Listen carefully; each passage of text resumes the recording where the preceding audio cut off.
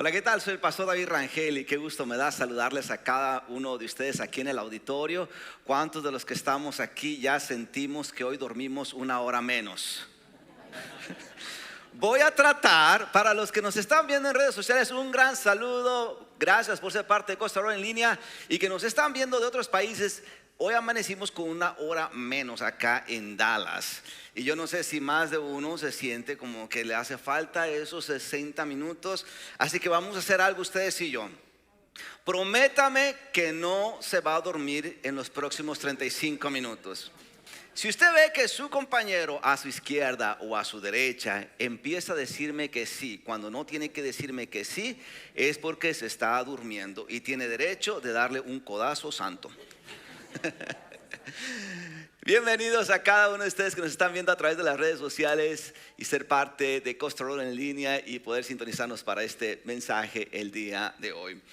No sé cuántos de los que estamos aquí realmente cargamos con nosotros monedas, pero las monedas parece que hoy día es algo que es muy insignificativo. Rara vez cargamos monedas aquí en los Estados Unidos. Todo se mueve muchas veces ya por tarjeta. Sin embargo, las monedas no significaron algo mínimo para uno de los discípulos de Jesucristo. Inclusive las monedas fue un asunto para uno de estos discípulos de Jesucristo que lo llevaron a la muerte.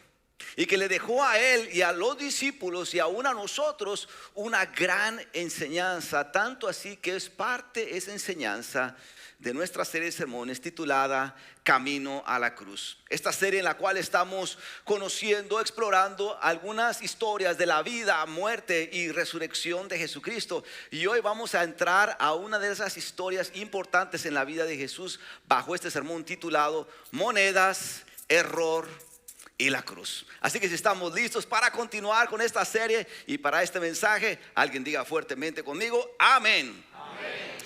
Vámonos a Mateo capítulo 26. Si usted es de los que está tomando notas, que esta es una disciplina que estamos adquiriendo en este año, tome nota de Mateo 26 versículo 14 al 16. Ese va a ser nuestro pasaje de partida en esta hora. Mateo capítulo 26 versículo 14 al 16. Dice la escritura de la siguiente manera: uno de los 12, el que ¿cómo se llamaba? Judas Iscariote. El que se llamaba Judas Iscariote fue a ver a los jefes de los sacerdotes. ¿Cuánto me dan? Y yo les entrego a Jesús, les propuso. Decidieron pagarle 30 monedas de plata. Y desde entonces Judas buscaba una oportunidad para entregarlo. Costa Rica es la palabra bendita de Dios para el pueblo de hoy. Amén. La historia habla entonces de Judas. Judas es considerado era considerado uno de los 12 discípulos de Jesucristo. Inclusive algunos comentaristas bíblicos argumentan que Judas fue alguien de integridad. Fue alguien que era también bueno en el tema del dinero. De otra manera no habría sido el tesorero de los discípulos, el tesorero de Jesús. Es decir, Judas no estaba siendo el tesorero de la asociación de padres de la escuela Jesús Reyes Heroles. Judas era el tesorero nada más y nada menos que del Hijo de Dios. Para poder ser el tesorero del Hijo de Dios, Judas debió haber sido alguien bueno. Judas debió haber sido alguien íntegro y conocedor del tema del dinero. Judas entonces como uno de los 12 discípulos caminó con Jesús. A veces lo olvidamos. Judas estuvo con Jesús. Escuchó a primera fila las enseñanzas de Jesús, las predicaciones de Jesús. Él estuvo ahí en el monte cuando Jesús lanzó el sermón del monte. Él estuvo ahí cuando Jesús caminó sobre las aguas en el mar de Galilea. Estuvo ahí cuando Jesús tomó los panes y los peces y los multiplicó y alimentó a miles de personas. Judas estuvo con Jesús cuando Jesús liberó, sanó y realizó todas estas maravillas, señales, prodigios. milagros. En otras palabras, Judas estaba cerca de Jesús, pero en el versículo 15 aparece una pregunta decisiva en la historia. Y la pregunta fue: ¿cuánto me dan si yo les entrego a Jesús? Para este tiempo, los líderes judíos, los líderes religiosos judíos, ya estaban planeando secretamente cómo arrestar a Jesús. La palabra secretamente en el original griego implica astucia, engaño, sutileza, alevosía. Es decir, que los líderes religiosos están buscando cómo asociarse con alguien o cómo buscar la manera de engañar a alguien para eventualmente arrestar a Jesús y para matarlo. Entonces aparece Judas y la propuesta fueron 30 monedas de plata. Interesantemente, estas 30 monedas de plata en el Antiguo Testamento, allá en Éxodo capítulo 21, era el precio que uno pagaba por un esclavo. 30 monedas de plata también era el equivalente a 4 meses de salario. ¿Estamos acá? El Hijo de Dios, Jesucristo, fue vendido, traicionado por el valor de un esclavo o por el equivalente a 4 meses de salario de aquel tiempo. Tristemente, la historia cuenta que entonces Judas aceptó las 30 monedas de plata y con eso entonces Judas pecó. ¿Estamos aquí? ¿Sabe? Porque el pecado casi nunca comienza con una gran decisión.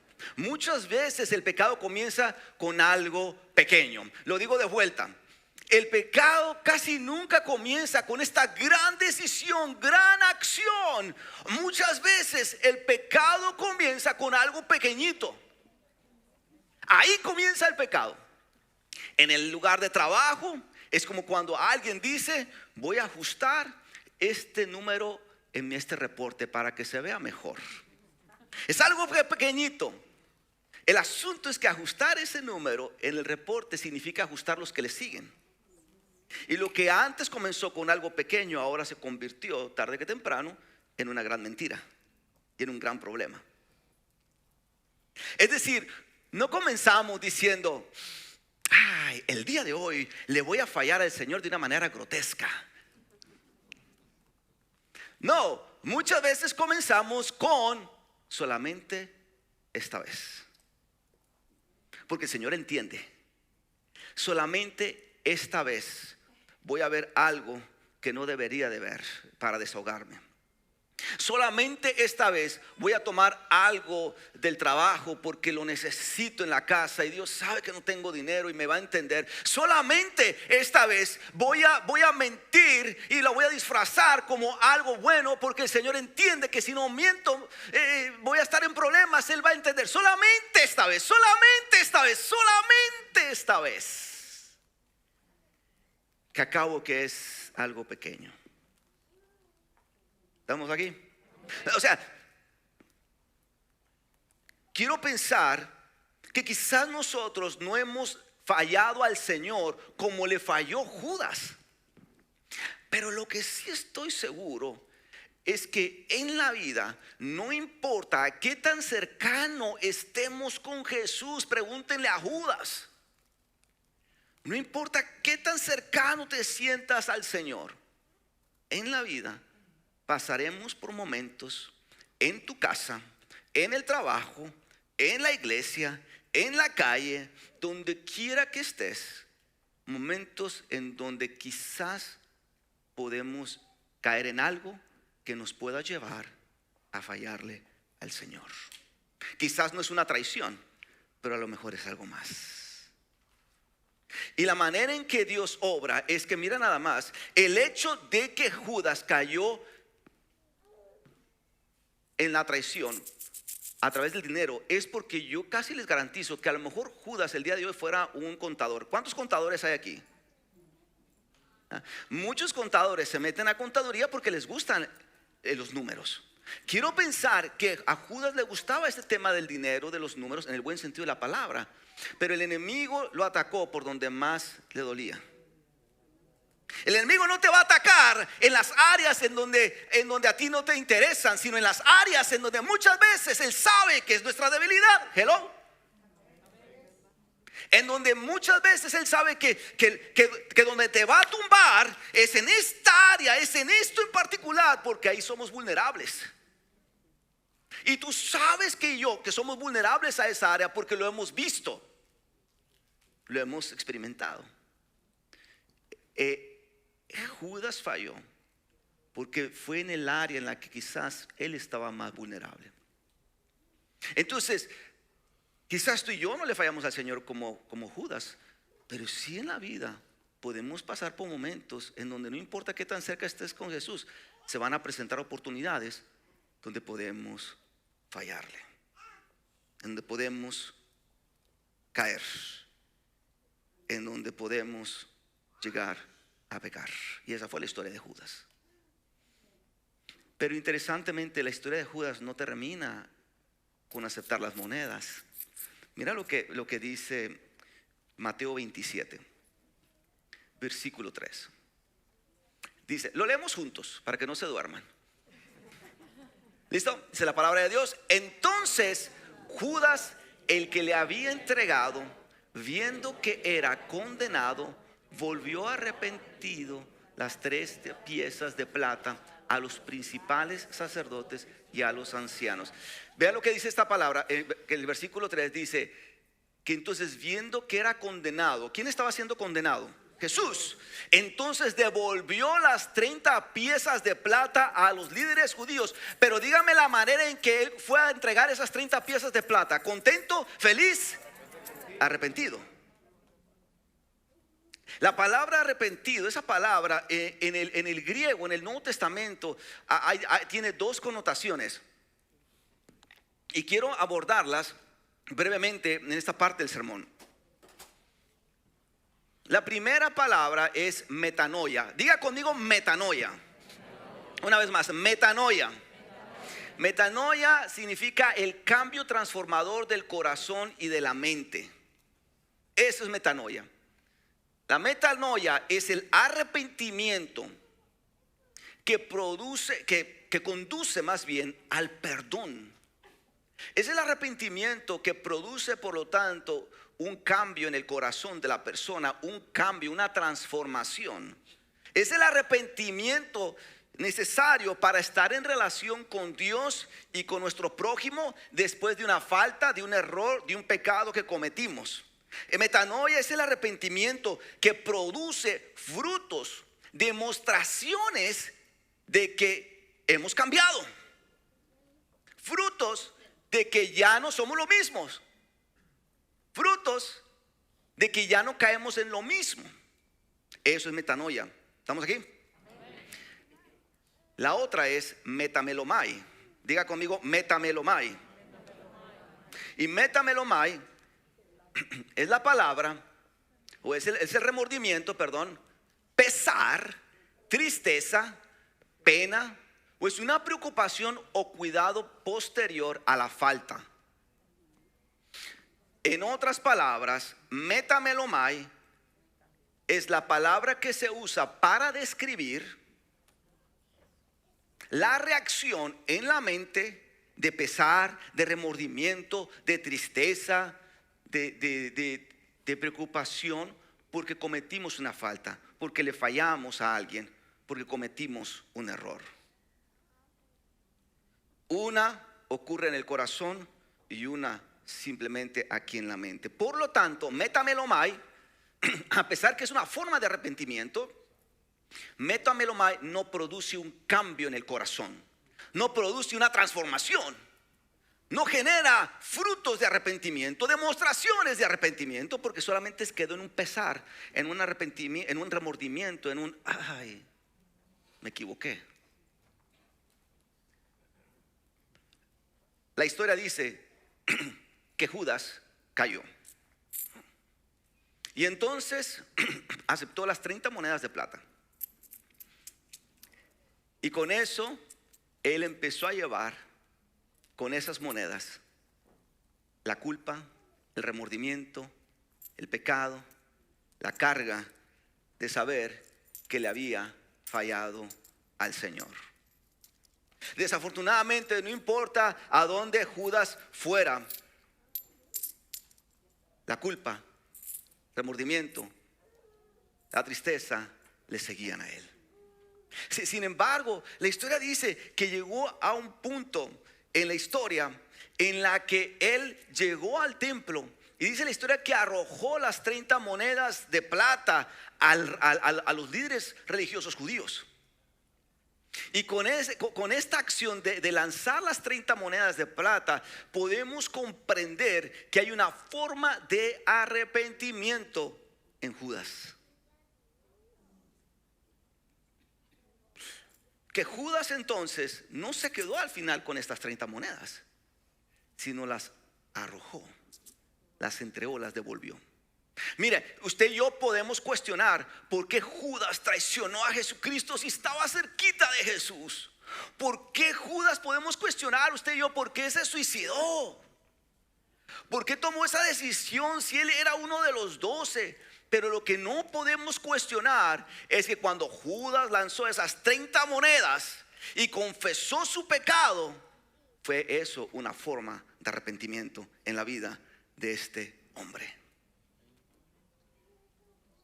Quizás algunos de nosotros hasta el día de hoy nos llevamos con la idea de que Judas fue malo, que Judas no se arrepintió.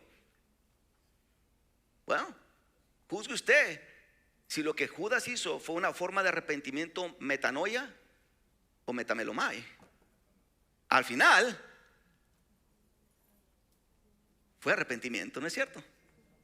Entonces la perspectiva ahora de Judas es diferente. Es diferente. Digo esto porque nosotros podemos venir a la iglesia, podemos orar, podemos leer la palabra, podemos tratar de vivir una vida de integridad, podemos estar tan cerca del Señor. ¿Y saben qué? Aún y ante todo esto, podemos caer en el error y pecar. Lo he visto. Porque al final de todo esto, lamentablemente, es la condición del ser humano. A veces escoger lo incorrecto.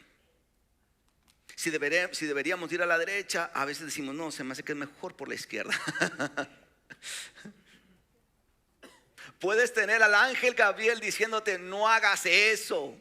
¿Y sabe qué es lo que hacemos? Sentimos como que el ángel Gabriel nos está diciendo, haz eso. Está en la condición del ser humano. Es parte, desafortunadamente, esa tendencia a hacer lo incorrecto. Y digo esto porque si alguno de nosotros ha llegado a este lugar el día de hoy, estando consciente de que creo que sí cometí un error, creo que sí le fallé al Señor, o si alguien de nosotros el día de mañana cae en el error o en un pecado, escucha esto: mientras que no nos arrepintamos, las monedas seguirán con nosotros. No importa dónde vayas, si vamos a la China, a África, a Centroamérica o al otro lado del mundo, a donde quiera que vayas, la culpa por el pecado, la culpabilidad por el error, el remordimiento por haber fallado o todas aquellas cosas, tristeza por lo que hicimos, nos seguirán. Esa es la realidad. Por más que nosotros quisiéramos escondernos de aquella persona que fue a quien le repercutió nuestra decisión o nuestra falta, de todas maneras, a donde quiera que vayamos, hasta allá va a ir lo que va a llevar esa falta, ese pecado o ese error. No es sino hasta cuando llegamos a un punto de reconocer la falta que entonces el arrepentimiento comienza a ocurrir. Señor, perdóname. Perdóname. te fallé. Lo siento, familia. Lo siento, amigo. Lo siento, jefe. Lo siento, Señor. Me equivoqué. Perdóname. Perdóname. Cuando entonces el arrepentimiento toma lugar, aquello que veníamos cargando es liberado. ¿Sabe? Estoy hablando de un arrepentimiento metanoia. Es un arrepentimiento que no solamente conduce al perdón, pero es un arrepentimiento que nos va a llevar a decir: no voy a caer en lo mismo y voy a hacer todo lo posible por no caer en lo mismo. Es un arrepentimiento que demuestra que estamos cambiando. Es un arrepentimiento que a la vez nos pone en línea con Dios y con nuestro prójimo para estar en paz. Es un arrepentimiento que los demás empiezan a darse cuenta: ha habido un cambio en la vida de esta persona. Ese es metanoia. Y ese es el arrepentimiento que el Señor está buscando de nosotros. Sin embargo, tengo que decirles que en nuestra naturaleza a veces ocurre que nos paseemos entre estos dos arrepentimientos. Señor, lo siento, te fallé, no debí haber tomado eso, no debí haber dicho eso, no debí de haber tratado de esa manera a mi compañero. Perdóname. Pero todavía nos quedamos con dos monedas. Perdóname porque tomé lo que no debería de haber tomado, pero sigo dándole duro y tratando mal a mis compañeros de trabajo. Es decir, muchas veces en la vida justificamos que, ok, perdóname, Señor, pero no cambiamos todavía. Porque es como un asunto del libertador, de decir: bueno, al menos ya le pedí perdón. Y pum, mañana le fallamos a Dios y caemos en lo mismo. Y bueno, mañana otra vez le pido perdón y le digo que voy a cambiar. Pum, y la siguiente semana caigo en lo mismo. Señor, perdóname, ahora sí, te prometo que la próxima no te voy a fallar. Viene la próxima, pum, vuelvo a caer en lo mismo. No hay un cambio. Hay tendencias, hay a veces dinámicas personales en donde lamentamos lo que hacemos, sentimos remordimiento por lo que hacemos, nos sentimos un pesar por lo que hacemos. ¿Estamos entendiendo eso? Pero a veces se queda aquí y nos llega aquí. Entonces el arrepentimiento no produce un cambio. La palabra arrepentimiento también significa cambio de curso. Seguimos entonces a veces fallándole porque no ha habido un cambio en el corazón, un arrepentimiento genuino en el corazón. Y ahí es en donde podemos encontrarnos bailando entre metamelomai y metanoia. Entre un cambio que ocurre solamente en la mente, en el pesar, y un cambio que ocurre en el corazón. Por eso hay prácticas que debemos de considerar para un arrepentimiento continuo. Estas prácticas, por ejemplo, es que nuestro tiempo personal, porque mire, déjame les digo algo. El arrepentimiento no es algo que se nos da comúnmente, ¿ok? Nos sentimos mal cuando fallamos, sí, pero no es algo que por naturaleza uno va a ese lugar. Porque tú sabes que cuando vas al arrepentimiento es incómodo. Es incómodo. Entonces no se da por naturaleza. Si yo te doy a escoger, toma un tiempo para arrepentimiento, o ponte a ver una telenovela o un partido de fútbol o una movie. Muchas veces vamos a escoger mejor lo demás que ir al arrepentimiento. Que esto no es así como que algo agradable. Yeah. Sin embargo, tenemos que nosotros producir esos espacios de arrepentimiento. Hay al menos 3 que puedo yo mencionar. En tu tiempo personal puedes tú orar y en la oración examinarte si hay motivo por el cual tienes que pedir perdón a Dios o a alguien. En tu oración tú puedes decir: Señor, ayúdame a recordar de qué manera te he fallado o de qué manera le he fallado a mi prójimo. Recuérdame, mi Dios, ¿qué hice el día de ayer? Y si te viene algo a la mente, entonces procedes con arreglar el asunto. Puede ser también dentro de tu tiempo personal. Algunos de ustedes a lo mejor prefieren caminar Y ahí es donde ustedes reflexionan sobre su vida, sobre decisiones. A lo mejor durante esa caminata tú puedes reflexionar en de qué manera le hemos fallado al Señor o a nuestro prójimo y arrepentirnos de eso. Esa es la número uno. La número dos es en la Santa Cena. Primer domingo del mes tenemos Santa Cena. Y una de las cosas que digo es, antes de que tomemos el pan y la copa, decimos, vamos a ponernos a cuentas con el Señor. Si de alguna manera le hemos fallado a Dios o a nuestro prójimo, este es el momento para pedirle perdón a Dios por eso. Aún el primer domingo del mes funciona como un espacio para mirar nuestra vida y ver si hay algo que tenemos que nosotros pedir perdón. Y número tres, utilizar las diferentes iniciativas que la iglesia tiene espirituales. Por ejemplo, acabamos de terminar 21 días de oración y ayuno, que son momentos en los cuales a través de la oración y el ayuno uno puede tener un tiempo de evaluación personal. Y así pudiera haber otras iniciativas que la iglesia abra, que le ayuden a usted a poder desarrollar ese momento de arrepentimiento con el Señor. Porque al final, el arrepentimiento verdadero hace 4 cosas. Número 1, confiesa o nombra el pecado. Eso es: Señor, te fallé porque tomé algo que no debí haber tomado. Señor, perdóname porque hice algo que no debe haber dicho. Y usted nombra lo que se hizo. Número 2, confiesa la falta. ¿De qué manera se falló? Número 3, reparamos el daño. Si es posible, restituimos lo que se dañó. Si el espacio no lo da y si la situación no lo permite, hay veces que no se puede reparar el daño y tenemos que lidiar con las consecuencias. Sigo utilizando este ejemplo porque creo que es muy sencillo. Tomé algo que no debe haber tomado en el trabajo, me encontraron, me descubrieron, y a veces el jefe me va a entender y reparo el daño. A veces no me va a entender y me va a decir gracias por haber trabajado en este lugar, te deseo lo mejor en otra compañía. Entonces lidiar con la consecuencia, ¿no? Y número 4 es cambiar el rumbo, lo cual significa que aprendimos la lección y es no volver a caer en eso. Estamos aquí. Aterrizo con esto. Mateo capítulo 27, la historia de Judas continúa. En el versículo 5 dice esto: entonces Judas tiró las monedas de plata en el templo, salió y se ahorcó.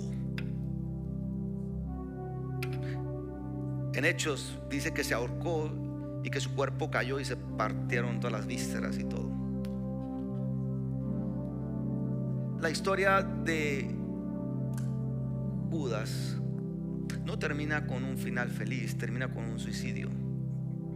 Termina con que el plan no salió como esperaba. Y aunque Judas quizás se arrepintió de alguna manera, desafortunadamente, a diferencia de los demás discípulos, Judas no llegó a los pies de la cruz.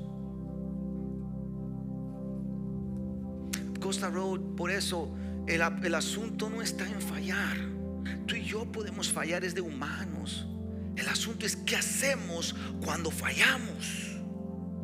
El mensaje de esta tarde no fue, creo que, el mejor mensaje, porque venimos cansados por no haber dormido una hora más, y no es un mensaje inspirador, pero es un mensaje que tenemos que conocer. Es de un tema importante porque comúnmente nosotros como seres humanos fallamos. Entonces el asunto no es fallar, el asunto es qué hacemos cuando fallamos. El asunto no es caer, el asunto es si te quedas ahí o te levantas. El asunto no es darte cuenta que somos imperfectos y erramos y cometemos errores y le fallamos al Señor y pecamos. El asunto es qué voy a hacer después de esa acción.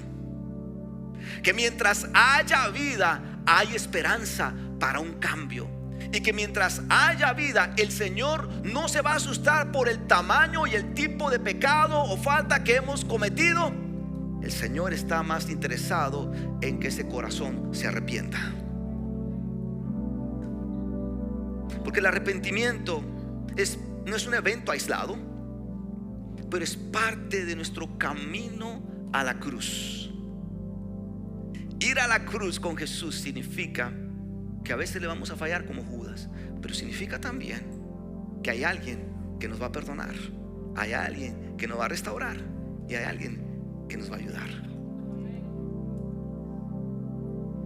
Entonces, entre más practiquemos el arrepentimiento, vamos a llegar a descubrir esto: que el pecado que antes practicábamos o en el que caíamos se convierte en el pecado que ahora rechazamos, porque hemos aprendido lo que es metanoia. Por eso la pregunta es, no es cuántas veces voy a fallar o caer. La pregunta es, ¿qué voy a hacer cuando llegue a fallar? Y ese es el mensaje el día de hoy. Amén, amén y amén. Vamos a ponernos sobre nuestros pies. Vamos a ponernos sobre nuestros pies. Ahí donde estás, cierra tus ojos, cierra tus ojos, cierra tus ojos. Que quizás algunos de nosotros venimos cargando el peso del pecado, el peso de ese error, el peso de esa falta, el peso de aquella falla, la carga de conciencia, de remordimiento porque lo que hicimos no fue correcto. Y si ese eres tú, ¿por qué no tomamos unos momentos para simplemente decirle al Señor: Señor, aquí están mis monedas, aquí está esto que he venido cargando por aquella falta, por aquella falla, por aquello que cometí? Perdóname, me arrepiento, perdóname. Y si hay alguien en este lugar que nunca le ha entregado su vida a Cristo, nunca lo has profesado como tu Señor y tu Salvador, quizás este es el día. Señor, hoy venimos delante de ti, estando conscientes que muchas veces no somos los perfectos y los más santos en el planeta Tierra. A veces somos todo lo contrario. Tan pronto termina el servicio en la iglesia y fallamos. Pero gracias, porque eres un Dios de amor, eres un Dios de perdón, eres un Dios de gracia, que cuando venimos a ti arrepentidos, tú nos escuchas, tú nos perdonas. Mi Dios, hoy oro para que a través de esta enseñanza podamos ser hombres y mujeres que vivan un arrepentimiento metanoia, un arrepentimiento genuino de corazón, donde haya un cambio, una transformación. Ayúdanos a entonces embarcarnos en prácticas que entonces desarrollen ese tipo de arrepentimiento día a día. Fallemos o no fallemos, que día a día busquemos la autoexaminación, el cambio y la transformación a través del arrepentimiento. Y mi Dios, si hay alguien en este lugar que nunca te ha confesado como tu Señor y tu Salvador, si hay alguien en este lugar que nunca ha abierto su corazón y te ha hecho su único y suficiente Señor, Dios, este es el momento en el que tú puedes no solamente pedirles, perdonarles, pero es el momento en el que a través del arrepentimiento pueden tener una relación contigo. Por eso quiero invitarte ahí donde estás. Si nunca le has hecho al Señor tu Señor y tu Salvador, si nunca le has entregado tu vida a Jesús, si nunca lo has profesado como tu único Salvador y estás consciente de que lo necesitas y que por causa de las faltas y el pecado no ha sido posible, hay buenas noticias. Hoy puede ser tu día. Lo único que te invito a hacer es poner tu mano derecha en tu corazón y audiblemente repetir esta oración ahí en tu lugar. Señor Jesús, hoy me arrepiento de mis pecados. Declaro y confieso que te necesito y que eres mi Señor y mi Salvador. Que tu sangre preciosa me lave y lave todos y cada uno de mis pecados. Que me hagas una nueva persona. Sé mi Señor, sé mi Salvador. Y que todos mis planes, mi presente y mi futuro, te los entrego. Gracias, Señor, por escribir mi nombre en el libro de la vida. Hoy me arrepiento de mis pecados y te confieso como mi único y suficiente Salvador. En el nombre de Jesús. Amén, amén y amén. Si usted hizo esa oración al final,